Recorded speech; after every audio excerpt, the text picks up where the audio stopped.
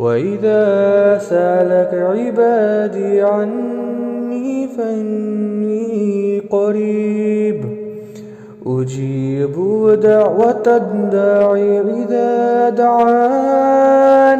ترجمہ: اور جب میرے بندے میرے بارے میں آپ سے سوال کریں تو آپ کہہ دیجئے کہ میں بہت قریب ہوں ہر پکارنے والے کے، جب وہ پکارتا ہے میں قبول کرتا ہوں۔ السلام علیکم ورحمۃ اللہ وبرکاتہ۔ پروگرام دعا صرف اللہ سے آپ کی خدمت میں لے کے حاضر ہوئے ہیں۔ اس میں انشاءاللہ ہم سیکھیں گے آج اور 2 نئی دعائیں جو ہیں نعمتوں کا شکر ادا کرنے کی۔ اللہ کے نبی صلی اللہ علیہ وسلم نے ہم کو یہ تعلیمات دی ہیں کہ جب بھی کوئی نعمت پاؤ تو ان دعاؤں کو پڑھنے کا اہتمام کرو۔ تو آئیے اس کی تجوید دیکھ لیتے ہیں اور دعا کرتے ہیں کہ اللہ سبحانہ و تعالی ہم کو اس دنیا کی بھی اور آخرت کی نعمتوں سے نوازے اور اس کا شکر ادا کرنے کی توفیق عطا فرمائے، آمین۔ کیونکہ جب تک اللہ سبحانہ و تعالی آپ کو توفیق نہیں دے گا ہم اللہ کا شکر بھی ادا نہیں کر سکتے۔ تو آئیے ان دعاؤں کو پڑھنے کا اہتمام کرتے ہیں۔ اس دعا کی تجوید یہ ہے: اللہم انی اعوذ بک من زوال نعمتک وتحول عافیتک وفجاءۃ نقمتک وجمیع سخاطک۔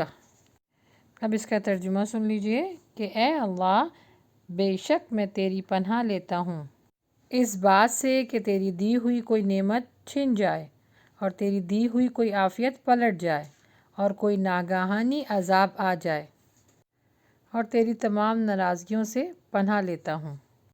ایک اور بہت خوبصورت دعا ہر نماز کے بعد شکر ادا کرنے کی توفیق مانگنا: اللہم اعنی علی ذکرک وشکرک وحسن عبادتک۔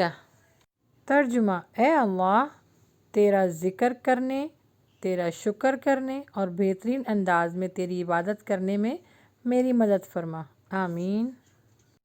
نعمتوں کے زوال سے بچنے کی دعا ہر نماز کے بعد پڑھیں۔ ربی اوزعنی ان اشکر نعمتک التی انعمت علی وعلی والدی وان اعمل صالحا ترضاہ وادخلنی برحمتک فی عبادک الصالحین۔ ترجمہ: اے میرے رب، مجھے توفیق دے کہ میں تیری نعمت کا شکر کروں جو تو نے مجھ پر اور میرے والدین پر کی، اور یہ کہ میں نیک عمل کروں جسے تو پسند کرے، اور اپنی رحمت سے مجھے اپنے نیک بندوں میں داخل فرما، آمین۔